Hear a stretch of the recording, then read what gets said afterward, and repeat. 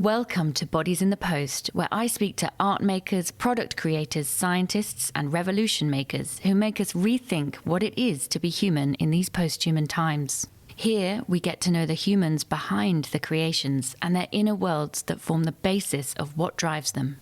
I'm your host, Lydia Kay, a researcher in this field. My guest this week is Oscar Salguero, who is founder and CEO of the Interspecies Library in New York, which is the first archive dedicated to the curation and advancement of artists' books that focus on alternative interspecies futures. So the Interspecies Library is all about speculative futures when it comes to human and non-human interactions. But despite being speculative, many of the books point towards our contemporary reality through the use of metaphors, stories, and artistic imaginings. As Oscar points out, some of the books are extreme and fantastical ideas of interspecies relations, but all of them provoke discussion around things such as the unsustainable human consumption of meat, animal testing, hunting for ivory animal horns, or ancient traditional uses of animals, such as the Chinese tradition of eating a tiger's penis to enhance male virility and sexual prowess. Oscar gives details of how this tradition and others are being challenged and rethought through advancing technological or bioscientific ideas. In this episode, we discuss the complex interspecies relationships that exist between humans and non-humans. The fact that humans have a complete reliance on other animals, be it through food, medicine, and scientific discoveries. But with growing awareness of the climate crisis and the unsustainable human behaviors which are causing species to suffer and even to go extinct, we're forced to address our exploitation of other species. So, for the first time in history, the idea of the all-powerful, evolved, advanced human is being destabilised and challenged. We live in an anthropocentric world, or a human-centric world, that will not survive unless we commit to becoming post-anthropocentric. Post-Anthropocentrism rethinks the assumption that humans are at the top of the hierarchy of species, and instead talks about how humans are damaging their natural surroundings, should be prioritizing care for other species, and generally recognizing our interdependence.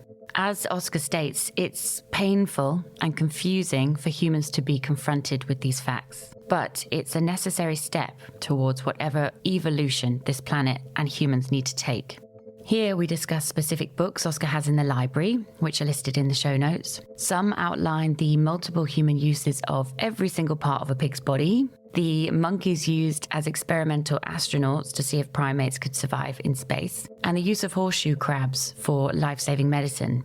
All of those are not speculative, they're real, but the authors draw upon these incidences to shine a light on our complete dependence on other species, but our simultaneous abuse of them.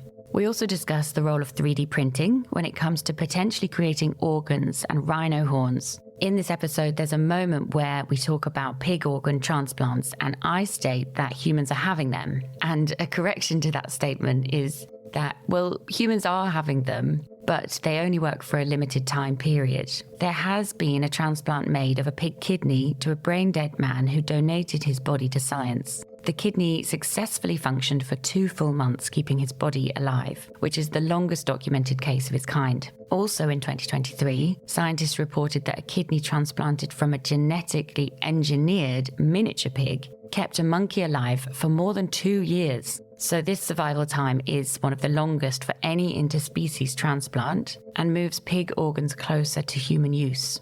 I've actually put more links in the show notes about these experiments and discoveries if you wanted to know more.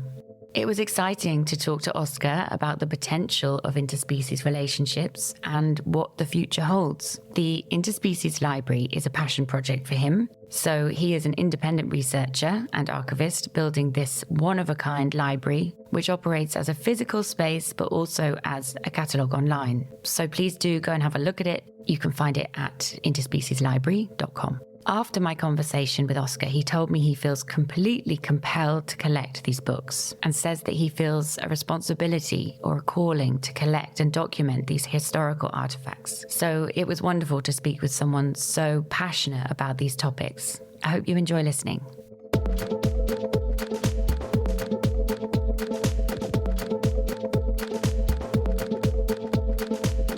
Firstly, I'd like to say thank you so much for coming on Bodies in the Post. I'm super excited to be talking to you all the way from New York on your morning, my afternoon. So I really appreciate you joining me. How long have you lived in New York for again? Yeah, first of all, thanks for the invitation. It's a pleasure to talk to you, especially about this subject that's very close to me. I've been in New York since 2012. So just over 10 years. Exactly, yeah. And where were you before then? Before that, I was in Tokyo for a summer. I was interning at a design studio called Studio Nendo in Japan. And right before that, I graduated from school. I went to industrial design school in Southwest Virginia at Virginia Tech. And then that's how it all started. As soon as I graduated, I went to a big city, Tokyo, and then I had to come back to the States and settled in New York. So what drew you to Tokyo?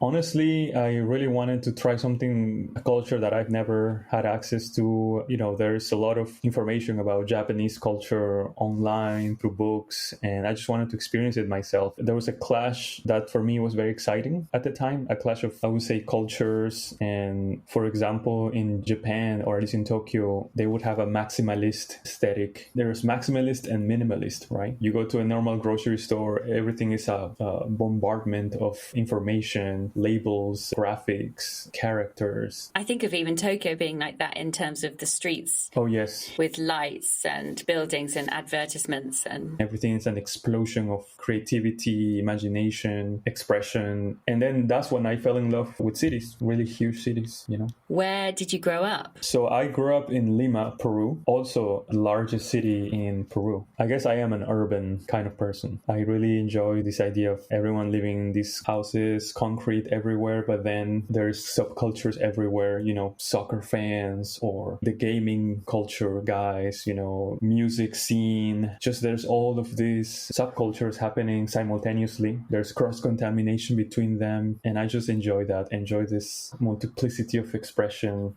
That's super interesting that you just said about cross-pollination, and what a great segue that is to kind of talking about interspecies. Yeah. I feel like also when you were just talking then about, you know, cities and the busyness, it made me think how it's interesting that you're so focused in your work around nature, but it's such a sort of future forward form of nature. So it's sort of mixed with advancing technological ideas or advancing biomedical ideas, which come with, you know, busy urban life in a sense, and that advancing contemporary society that we live in, whilst it's also very much grounded in earthly nature. Yeah. So you're the founder and creator of the Interspecies Library, which is the first archive dedicated to the curation and advancement of artists' books that focus on alternative interspecies possibilities. I stole that from your website because I feel like you put it better than anyone else could. And I wondered, first of all, if you could tell us what you mean by alternative interspecies possibilities. Yeah, it's great that you mentioned first my experience in the city in an urban environment, because I would say even when I was in Japan, I started noticing things that maybe in my culture were obvious to me in Peru or even in the United States, a relationship with animals in an urban environment. So when I was there, I noticed there were a lot of cats on the streets and people treat them specially. They leave food for them. They have a relationship with the community cats. And there's also a crow. In Japan, there's a lot of them, especially in big city like Tokyo. They're all everywhere. These big black birds that I'd never seen before in my life. They're a little aggressive. They take garbage, food that's all over the place, you know. Scavengers. Exactly. So that made me curious. There is a book, it's not Crow, but it's called Raven. It's a Japanese book, a photo book, and it's just a photographer following this phenomenon of these animals. And it's considered one of the most beautiful photo books in history. So right around that time, I was already paying attention to this connection of artists, creative people, photographers, anyone that are looking at a relationship with animals in an urban environment and how they're translating that into books or a way to do a storytelling wondering about that. So I started paying attention to books. I started paying attention to our relationship with animals in the city. And so that is on one hand. On the other hand, as I was also studying industrial design in the university at Virginia Tech, and, I was learning a lot about the subject, of course, but I was more intrigued about the alternative side of industrial design. And a lot of that actually comes from England. There was a program at the time, Design Interactions, at the Royal College of Art with Fiona Raby and Anthony Dunn. And they were implementing this way of challenging the traditional design field by implementing more criticality. So looking at the industry from within. So try to understand how we're using materials or using methods, technologies that maybe can be detrimental to us and to other species. So that's when I started paying attention. And now there's creative fields that are dealing constantly with new technologies, biotechnology, paying attention to what we're doing to ourselves, to nature, to other species. And then it somehow clicked, right? I was realizing that we're entering, especially in this century, we're entering a moment, all of these concerns are converging. Mm-hmm. Yeah. And they're being manifested in ways that they were not manifested before because there was not this consciousness. Yes. They also talk about that in posthumanism, where they say like the posthuman condition that we all find ourselves in, like there's no human on earth, no matter what environment they live in, who is devoid of this condition that we're living in, that we've created through, advancing technology. But they say that the posthuman condition is about our closeness and proximity to technology, but our simultaneous closeness and proximity to other species. So it's this colliding of interacting with humans, technology, other species, and, everything that intermingles with that. Yes, absolutely. Yeah, and it's something that I even didn't know about this term, posthumanism. I wasn't really reading those books at the time. It was just an intuition, just what I was observing. They don't talk about this subject in design school, especially at that time. Not yet. Yeah, it's more of it was an ongoing field of research and study, of course, at the time, but it was not really talked about so much in creative fields, but many artists were already implementing that maybe intuitively. Well, no, exactly. I think that's what I'm so fascinated by, is that posthuman theory and philosophy exists, but it's this synchronicity of ideas and things that kind of are bubbling up all at the same time because of the condition we're in, that artists are spotting, thinkers and theorists are spotting, and either writing about it or creating stuff about it. But it's all happening kind of at the same time. So it's more of a memovement rather than an agreed, oh, yes, let's link this to posthuman theory or let's do this. It's just happening. It's almost like it's automatic, it's organic. Yes, it's absolutely organic. And even I myself, somehow I ended up, as you mentioned, starting this archive. I could have never guessed that I would be someone doing that, but it just happened that way. So you created the Interspecies Library, which you also call yes. an archive, because you've collected these books over time now, which are all about different species and different speculative exactly futures. That's what you talk about. Exactly, yes. So yeah, why do I call it alternative interspecies possibilities? So that's where this concept of posthumanism and emerging technologies and how all of these elements sort of interfere with our relationship with other species, especially in the 21st century. And I think these artists are expressing these concerns by creating these books. They are really touched and they're really sometimes even a little bit confused, or they are concerned about the condition we're in. And what that means for our relationship with other beings. So as a consequence, they're creating these documents. When you talk about the books specifically, because sometimes you call them artists, I wonder also if they're authors, a bit of both, and they're creating books which are kind of fictional. They're very much focused on possibilities and ways in which in the future interspecies relationships can positively help the environment. Yeah, so I would say that the way they're looking at our relationship with other animals, I call it alternative because maybe they offer to focus on things that we haven't considered. For example, collaboration with other species, communication with other species, or even attempting to view the world from their perspective. So all of this is what it's doing is trying to get us closer to acknowledging that there are other ways to see the world, other ways of being, other ways of perceiving. And what that does in the end is kind of humble us, right? Because we're, as a species, we've always believed we're the supreme species. Yes, and anthropocentrism, that's what it's called, isn't it? This idea of Exactly. man at the top of this species hierarchy. Yeah, you can picture a lot of these diagrams where the man is at the top of, the evolution of all species, walking forward. From ape.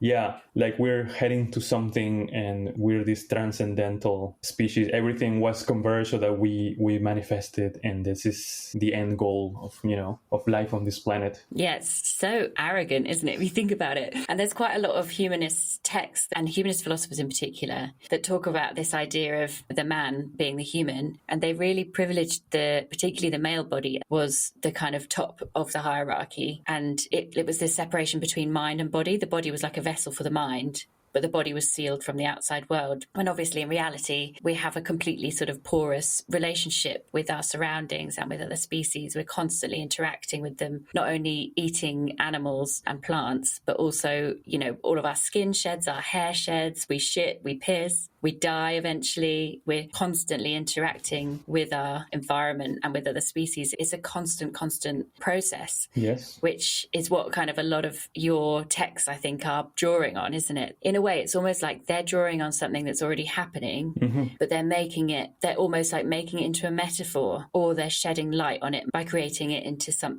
kind of story. Or would you agree with that? I actually absolutely agree. Yeah, that is a really good way to put it. Especially, in fact, I had an opportunity to present a selection of these books at a show that I called Interspecies Futures. Yes, I saw this on your Instagram page. Yes, it was at the Center for Book Arts, and I had the chance also to publish a little catalog for the exhibition. And one of the opening paragraphs is where I basically say that the story of humankind is one of interspecies relationships. From the very first, what they consider to be the first drawings by humans are basically us with animals, is humans with ox. Yeah, that's so true. And in fact, I remember the paragraph that I opened with is... Do you remember it word for word?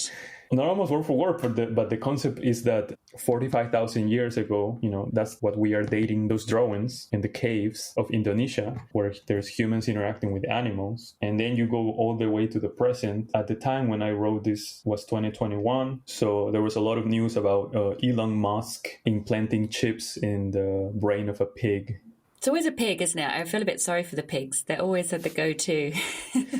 I know. And speaking of pigs, for example, there's one book called Pig 05049. One of the books that I have here in the collection in the library. It's a book by Christian Meyn-Deurtsma. She's a Dutch designer and researcher. And for example, that was her thesis project. And the idea was to create an encyclopedia of what happens to a single pig, that is slaughtered. And then all of its parts end up being the components of products that we use every day. From a cigarette to a book. No way. To leather, medicine. So there's pig products in books and cigarettes. Yeah, if I remember correctly, it has to do with, what do you call that? What they use for the glue in the book binding. Oh, okay. The adhesive, yeah. Yeah, the adhesive, it comes from, what do you call this part of the pig? Like the bone marrow?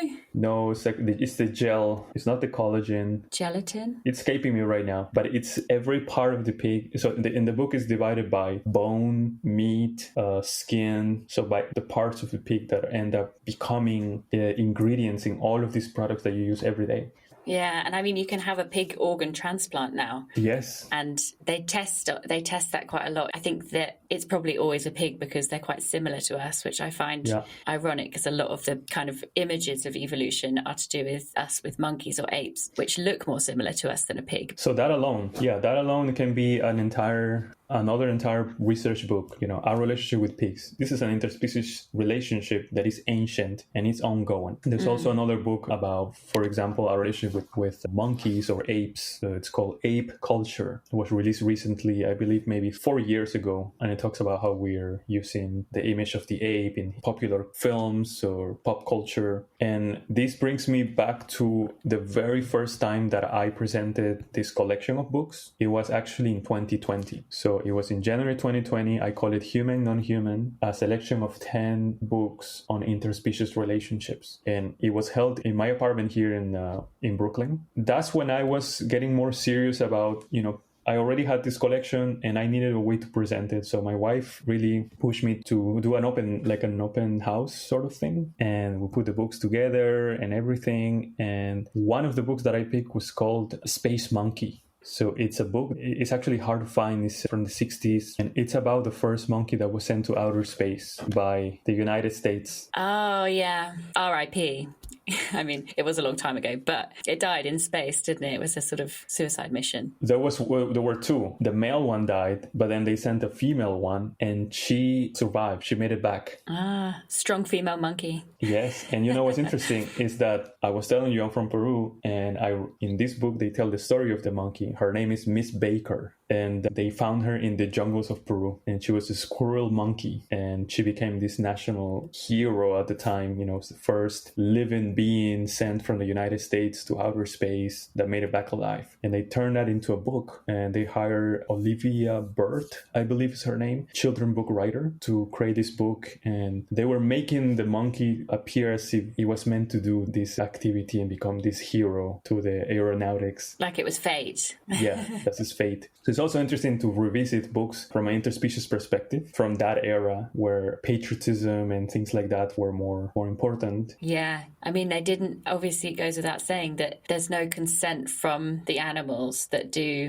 these things, and the amount of animals that we use for work internationally. But in the same breath, there's lots of things that we wouldn't have been able to do without them. So obviously there's kind of horrible amounts of labor that come into that. But using animals for experimentation where it's cruel, or sending animals up to space, I just feel like it's a very tricky grey area of consent, isn't it? Because the animals can't give their consent. Mm-hmm. Yeah. And humans kind of constantly endeavour, this anthropocentric approach to let's go to space. And right now with Elon Musk, let's go to Mars. They'll probably send a monkey there at some point.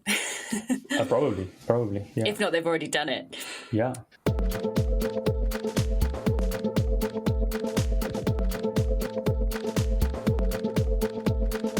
I wondered if you could give us some other examples of your favourite books that you have, the interspecies books in your library. I can tell you about Pink Chicken Project. That's an interesting one. So we were talking about what these artists are doing is also creating awareness for things that we take for granted. For example, our consumption of chicken. That's across cultures. We consume, billions of chickens a year. I always think of sort of KFC and the amount of chickens, or McDonald's, the amount of chickens they must get through in a day. It's insane, yeah.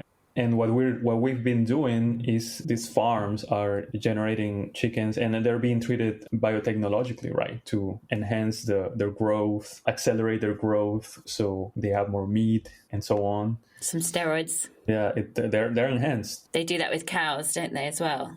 Exactly. So it's a function, right, that they're creating for them. So what these artists, they're called nonhuman nonsense. They're from Sweden. What they did is they started imagining how the chicken can become a symbol for the Anthropocene, especially in a long-term, sort of a deep time sense, in tens of thousands of years into the future. How does a single species, the chicken, signal our involvement and influence on the global ecology? So what they decided to do is they collaborated with some scientists and came to this idea of using a gene drive, which is a way to alter the genetics of the chicken so that they can turn their bones into pink color, their feathers, their bones. So what happens if these animals suddenly, their bones are a specific pink color?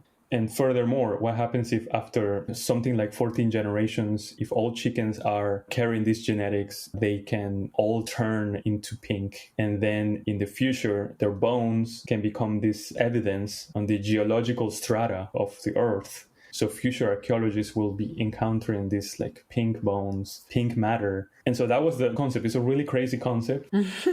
And I challenged them to create a book for the show that I had in 2021.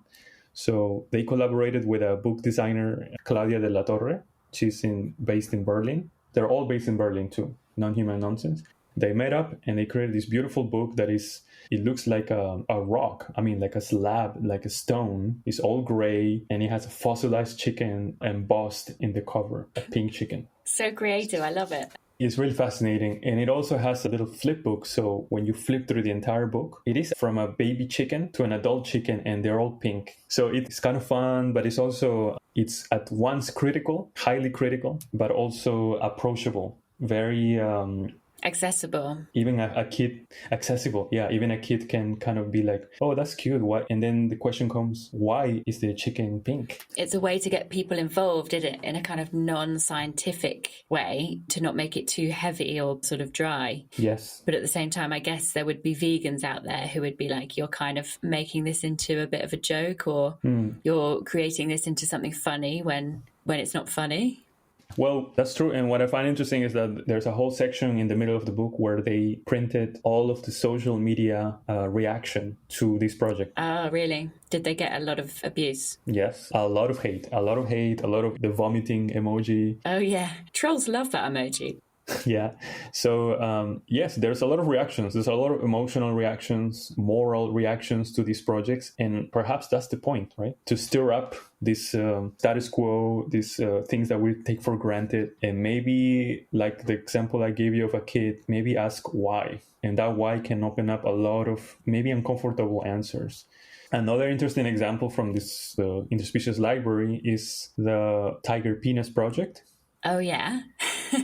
Yeah, so that one's actually from 2018. The artist, his name is Kwang Yi-ku. He's a Taiwanese artist, a former dentist, who moved to the Netherlands to study in this program and really became what is known as a bioartist. So bioartist is someone who's using living matter or genetics as a medium, as a way to also produce artistic concepts or proposals. Yeah, this is something that has been happening since the 90s when biotechnology started advancing, the cloning of animals became a serious matter. So Kwang Yi-ku, fast forward to 2018, Kwang Yi-ku coming from Taiwan and a culture where they have something known as traditional Chinese medicine, which involves the killing of exotic animals to retrieve certain organs, certain parts of the animals for the use of this medicine, right? That is deeply ingrained in their culture for centuries. So tiger penis is used as an aphrodisiac or as an ingredient for medicine that increases the virility in men, right? I see. So why a tiger penis and not an elephant penis? That's a good question. I don't have the answer, but... Is there something about the tiger that's particularly virile? Yeah, and also, the Chinese have a certain interest in animals, even as metaphors for different things. They have the calendar. Every year is assigned to a specific animal. Yeah. From now until, I think, thousands of years into the future, right? It's a system. It's almost an algorithm, the way it works. Yeah,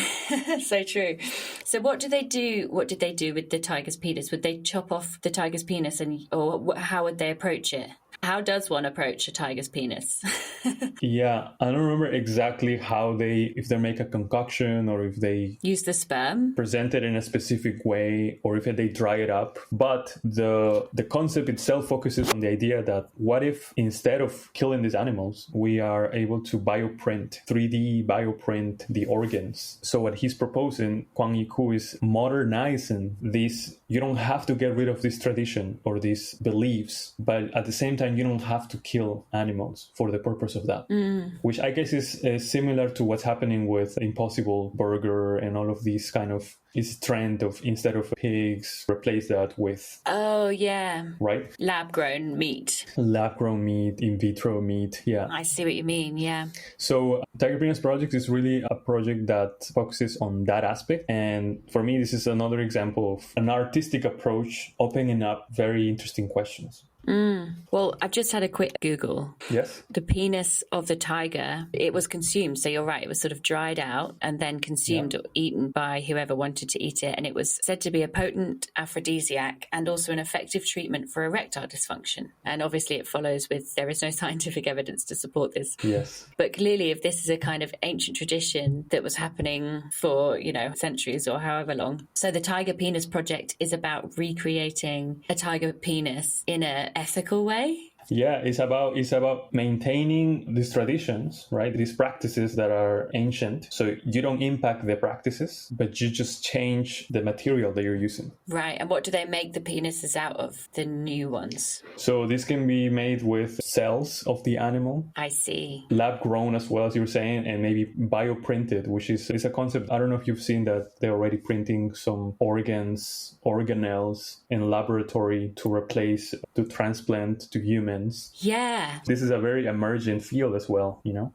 Forgive my ignorance here, but a lot of the Interspecies Library is about sort of speculative futures and ideas rather than actually what can happen. It's about, what could happen. So with the organs, the 3D printed organs, I feel like there would have been more press if they worked, right? If the organs were actually functioning organs. But obviously the idea is there that they're like, one day we might be able to print 3D printed organs that would save a lot of people. Mm-hmm. Well, so are they printing kind of like fake hearts at the moment to just make a point and be like, look, we can create, because otherwise it's just a lump, isn't it? I believe they're already printing things that are functional, like lungs. No way. Oh my God. Yes. And also as an example as well, 3D printing rhino horns. So in fact, there was a company that came out and it was a startup focusing on 3D printing the horns because these are also valuable to certain cultures. Yeah, that's super interesting though, isn't it? Because I guess it's kind of the argument about originality then, isn't it? Because it's a bit like an original artwork or a copy of an artwork.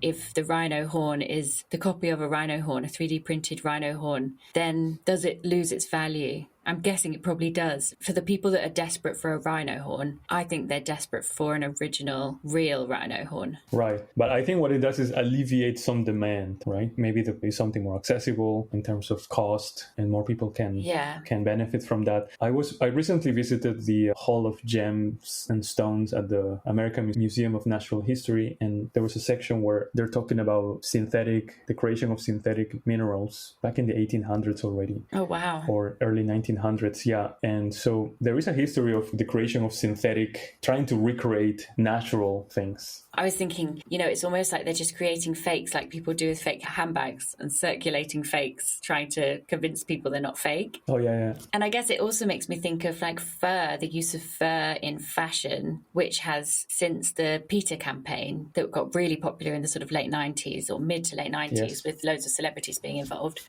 That campaign was super successful because loads of fur factories shut down. It's now not cool in any sense to have real fur on the catwalk. I think some fashion designers still do, but it's very much more rare than it used to be. It used to be that it was just, a luxury item. But Stella McCartney has been making lab-grown fur and developing this idea of lab-grown fur. And there's this big argument around it saying, in one sense, we could move towards seeing fur as just another texture, another kind of textiles. But there's the other side saying, is this not perpetuating the want for fur? Because it maintains the fashionability of fur and the look of fur. So then it maintains fur being sold and, real fur being sold. I mean, obviously, it's a big old ethical debate. And whenever animals come into things, it's always going to be an ethical debate. But with the sort of printed rhino horns or the recreated tiger penis, it's like, is it still perpetuating the same problem that we have? Like, in a post-anthropocentric society, should we move away from unethical use of animals completely? Or do you think that's impossible? I don't think it's impossible. And I think what these projects that you mentioned, what they're doing is creating a transition phase. A bit like the Beyond Meat as well, Beyond Meat burgers.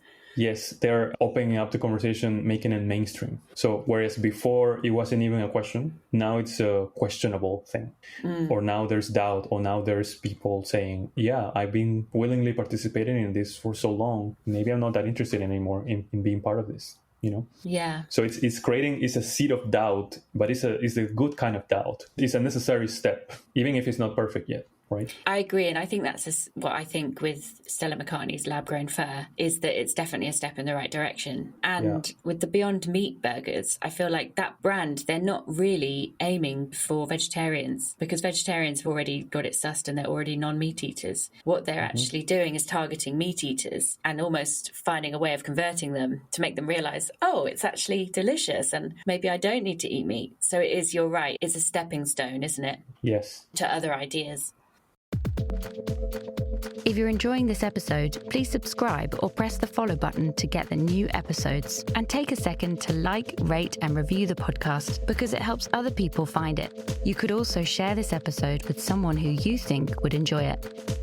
The other book I wanted to ask you about was a book called After Man. Yes. Yeah. So After Man is an interesting one because it came out in 1981 by a geologist and scientist, Dougal Dixon, who's from Scotland. At the time, in like the 70s, there was a lot of campaigns about our treatment of animals, like stop killing whales, things like that. And what Dougal Dixon asked himself is, instead of saying, oh yeah, poor whales, what's going to happen to them? He went the other way, the other extreme. He went, what if we are also at some point as a species, we go extinct? What happens after we are gone, after humans disappear? So he's talking millions of years. So this project was a way for him to create a hypothetical. What would this world look like without us? And so Dougal imagined over 100 species that would manifest or evolve 40 million years into the future, and a planet that is no longer looking the same as we have it now. The landmass is shifting around, so the continents look different. And what's interesting about this book is it's very highly illustrated, and it's presented as a natural field guide of this far future. Lots of different characteristics, like the species, like in the wild, the locations you can find it. So it's presented almost like a factual guide, an authoritative guide on animals that are all in his imagination, but that are following accepted norms of evolution. So it's a really fascinating exercise, and this is what started a whole movement called speculative zoology. This is almost a genre in its own, where scientists and artists team up and try to imagine the evolution of species if certain conditions are not the same in the future. In 1988, Dougal Dixon published another book called The New Dinosaurs, An Alternative Evolution. Are they pink chickens? No.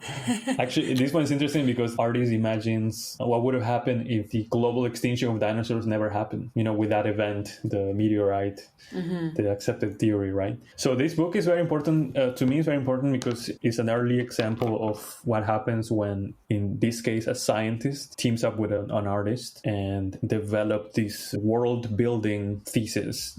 I've seen so many scientists and artists citing this book as an inspiration. Yeah. The one called After Man makes me think of, there's a posthuman philosopher who's called Patricia MacCormack. She's very punky and rebellious looking, I guess, stereotypically sort of rebellious looking. She's written a manifesto called A Human, all one word, A Human. And she's basically saying in a very philosophical way that humans have sort of fucked up the planet so much. We've ruined the planet so much that we now need to accept our fate and stop reproducing and give nature a chance, because the existence of Earth is not about us, and because we're destroying it, we need to basically not kill ourselves but die out. And she said that is the only way that nature will survive this. And if we don't do that, then it'll be a much more disastrous end for us and the world. So that's her approach, which is, it's regarded as a very extreme posthuman approach. And a lot of posthumanists disagree with her and say, there's a lack of positivity about this, and about the fact that humans and technology can work with other species to create something that is more ethical and sustainable. It's just about if we choose to do it, basically, and if we all collaboratively do it together, because it takes all of us, doesn't it? Yeah, that's a great example also, because what I'm trying to do with this project, with the Interspecies Library, is not only showing you a specific kind of books, but also a variety, a whole scope of proposals, ways of thinking about other species. Some are extreme, some are a little bit fantastical, some are very close. Another thing I thought was super interesting that you've talked about before is this overlap with the concept of monsters, and how symbolic and important the introduction of the microscope was within science, and how that opened up our whole perception of other species and what we're actually surrounded by in the world that we didn't know about previously. And I wonder if you could talk a bit about that. I think that might have been from a particular book that you were talking about. I thought it was a really interesting way of connecting interspecies relationships and also this idea of monstrosity. Oh, yes. So this is a book called Micrographia, published in 1665 by Robert Hooke. 1665? Oh, yeah. Quite old. Is that when the microscope was introduced then? Yes, this book is very important because it's the first one that showcases illustrations that derive from the observations of the author who created the first microscope, Robert Hooke. So in this book, he draws what he's observing. And one of the most famous fold-outs is one of a flea. So he draws this flea in profile. Nobody had ever seen an insect that tiny at this scale. He blew it up in a gigantic format. It's quite large and in full detail. You can see the little hairs in the limbs of the flea, all these scales. Probably looks absolutely terrifying. It looks really terrifying, yeah. So you can imagine it in that era, opening this book and seeing that it really looks like a monster, right? It really looks like a monster, but the contribution of this book is huge. I mean, it really showed that there is a micro world full of monsters, full of these little critters that are quite fascinating. And actually, at that time, there was a huge plague caused by the flea. It was in London. From fleas? Yeah. Oh my God, I thought there was a big plague that was from rats. Oh, yeah. It was the Great Plague of 1665, the Black Death. Oh, it's the Black Death. I thought it was from rats. I didn't realize it was from the fleas probably on the rats. Yes, it was the fleas on the rats. Yeah, I remember it being rats because apparently at first they were worried it was all the stray cats. Oh, yeah. So they killed all the stray cats, but that made it worse because the cats were previously eating the rats. Yeah.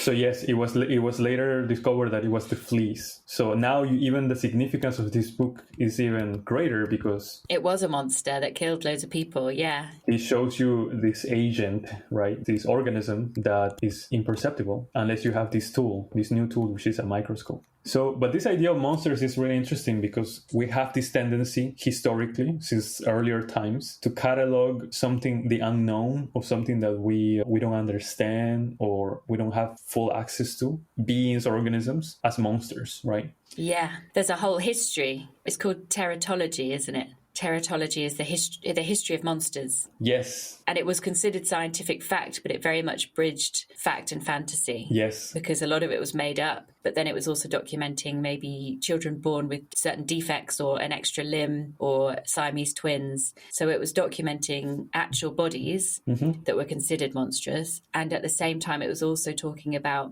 mythical beasts and fake creatures that were, fantasies made up. Oh, yeah. And cataloguing them also as monsters. So it was this weird time of crossover between the imagination and science. Yes, and if you can recall a lot of the older maps of the world by Europeans, they would put maybe dragons or monsters in places that haven't really explored yet, right? Yeah, or there'd be these explorers, weren't there, who'd go over to another country and see a rhinoceros for the first time ever, which probably did seem like a monster when you're not familiar with it. Yes. But then they would draw it and exaggerate it. Yeah. So there's loads of images that are drawn from that period of sort of colonialism, I would guess, and people going and discovering new lands that exaggerate the real creatures, meaning that they end up looking like these monstrous mythical beasts. And that's all linked with the teratology, the history of monstrosity as well. Yeah, and then there's also something called cryptozoology. Cryptozoology. Cryptozoology is more Bigfoot, the Yeti, the Loch Ness Monster, Mothman, all of these creatures that, become... There's some sightings, in some village, they've been seeing these animals or these creatures that they're very mysterious and they become these folk tales. And that's actually a field called cryptozoology, which is the study of these unknown creatures. So we have a very strong history of assigning labels or even monstrosity to organisms that we don't understand, we don't quite perceive fully. And you can even go to films, right? Like the film Alien. Yeah. It's really a play on that. There's actually an interview with the writer of the screenplay. And he mentions that really Alien is an interspecies rape story. Oh, yeah. So he uses that term. Yeah, because she gets impregnated by the alien, doesn't she? Yes. Fear of interspecies rape. For me, it was fascinating when I found that he used that term. In Manifesto, the mouth of the alien it looks like a penis. It's phallic, but it also looks like a vagina when it opens. It has a certain type of opening that is really... Yeah, Alien is such a great film to watch in terms of thinking about these post-human ideas of merging with other species, merging with future bodies, and merging with technology. Because a lot of the alien, the sort of tentacles and the tubes and wires that are all over the spaceship in that film, yes, make you connect them to each other in terms of the alien alien is almost like this technologized being. And then later in the sequels, you realize that they are technologized.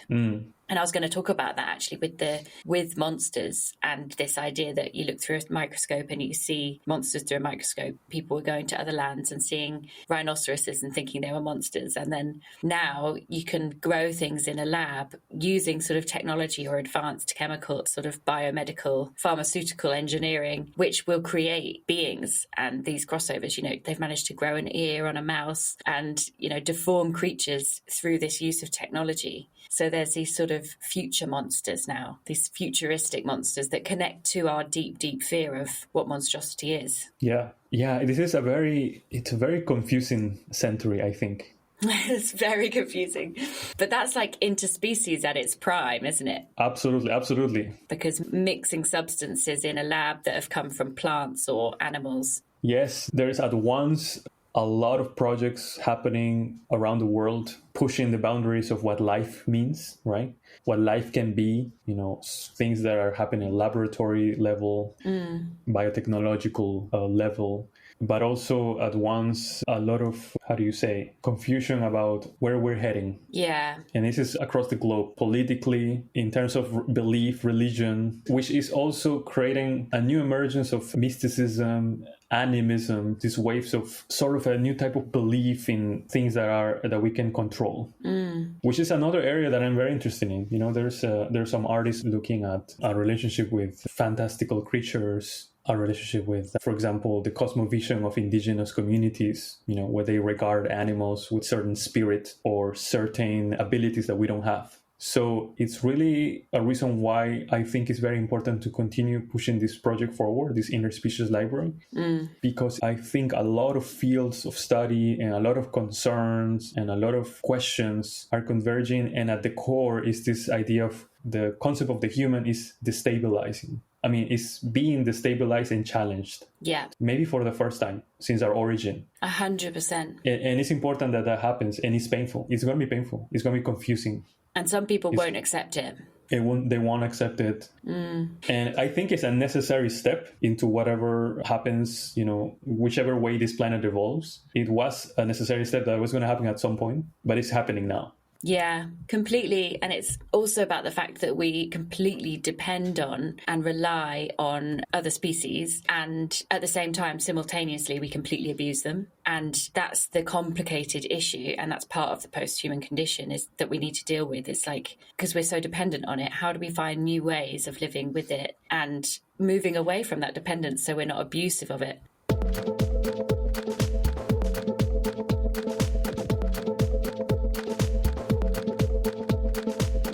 The thing that comes to mind whilst we're talking about this is those, horseshoe crabs. Yes. Yeah, and they basically are farmed. These crabs, well, they're not blue in colour, I think. They're sort of grey in colour, but they have blue blood. And their blood can be used in certain, am I right in saying antibiotics? Because their blood, I'm just having a quick look up. Horseshoe crab blood is bright blue. It contains important immune cells that are exceptionally sensitive to toxic bacteria. When those cells meet invading bacteria, they clot around it and protect the rest of the horseshoe crab's body from toxins. So they found a way of using this blood of this crab and putting it into medicines. And a lot of this stuff is hidden from us, but there are these crab farms and the crabs have to be alive when they're draining the blood. They can't be already dead, I think. So they're draining the blood from these living crabs in these massive farms. And this is going on all the time. And that's just, the tip of the iceberg of how much we abuse animals, of course. But it's in all our drugs. We're so dependent on these chemicals and these ways of living. And it almost sounds mythical, like taking bright blue blood from a crab and it'll heal you. And going back to that Chinese herbal remedy, the fact that a lot of Western medicine will see that that's all kind of ridiculous. But Western medicine itself comes from plants and animals and the mixing of substances. Yeah. It's the same thing, essentially. It's just used in a different way. But the blue blood from the crab farming really blew my mind when I found out about it because I had no idea it was happening. Oh, yeah. And it's just like it's the epitome of that anthropocentric approach, isn't it? These animals can have this blood which we can use that will help us. But meanwhile, we have to kill them, bleed them alive. Yeah. At the same time, that brings me to another book, which is Lynn Aleva Lilly. She's a photographer from the United States, and she dedicated an entire book to the horseshoe crab. Oh, wow. And it's fantastic. It's almost like an ode to the horseshoe crab. And the title of the book is Deep Time. And she spent a long time with them in Delaware. And the book goes through sort of like a life cycle of horseshoe crab. And it captures them in ways that you would have never imagined. For example, the horseshoe crab has 10 eyes. And it has an incredible perception of the way the moon has a big influence in the way they breathe, the way they conceive. They have a beautiful relationship with that. And then also they make really beautiful movements on the sand. They're a fantastic creature, really beautiful, very misunderstood, really ancient, deeply ancient creatures. And this book is just so beautiful. I really recommend to anyone. Amazing. Because as a photographer, she captured it from a perspective that is really empathetic. So she was taking pictures with the crabs. Oh yeah, she took all the photos. Yes, there's no humans in the book. I mean, there's one photo of her sister, I think, looking at one, but then for the most part, it's just horseshoe crab centric. It's beautiful. Yeah, and that to me represents the opposition, right? We are, exploiting these animals, but at the same time, artists are the ones saying, wait a minute, here's this creature, this incredible, perceives the world in ways we will never be able to, has been around here longer than we have, and maybe will be. Let's take a moment and respect them first, right? Yeah, be grateful. Yeah. Be grateful, yeah. And appreciative of the fact that so many human lives would have been lost without them. So it's kind of weighing up the pros and cons of things. But it's like you say that I think artists shed light on and highlight how these are important issues that are taking place. And there's lots of unethical treatment of these animals taking place that's hidden from us. And I think artists are amazing at kind of bringing that to the fore in a way that doesn't feel too affronting. Yes, artists are great at creating that bridge between these complex issues and bridging it to our emotional field, right? Yeah, making us relate. Making us relate, yes. And this is perhaps the biggest reason why I focus on books, because I could be focusing on many other things like sculptures or collecting other things, other expressions of this kind of art or this research. But I think books are very important in the sense that they are a very common artifact across different cultures, across time. To me, is maybe the most perfect medium that we have created as a species to communicate ideas to other humans. It has content, it has weight. Images. It's very sensorial. It makes you stop and engage with it. As an artifact, yeah, it's very tactile. As an artifact, it's very tactile. You get a lot of information out of it, not just visually, but even smell, feeling. So these are the perfect artifacts to tell these stories, I believe. And they are accessible to a little kid, to an older person on an equal level. Yeah. Amazing. Well, thank you so much, Oscar, for coming on Bodies in the Post to chat with us about your Interspecies Library and archive. Where can people find your books or more information about you, or if they live in New York, come and visit? Yes, definitely. So anyone that is around here, New York City, I'm in Brooklyn. Feel free to contact me, info@interspecieslibrary.com. And we can coordinate the time for you guys to come by, look at the books. I just had the first browsing session, I call them, last week. 3 young artists, researchers came, and we spent a couple hours talking. 2 of them already want to make a book as a consequence of this visit.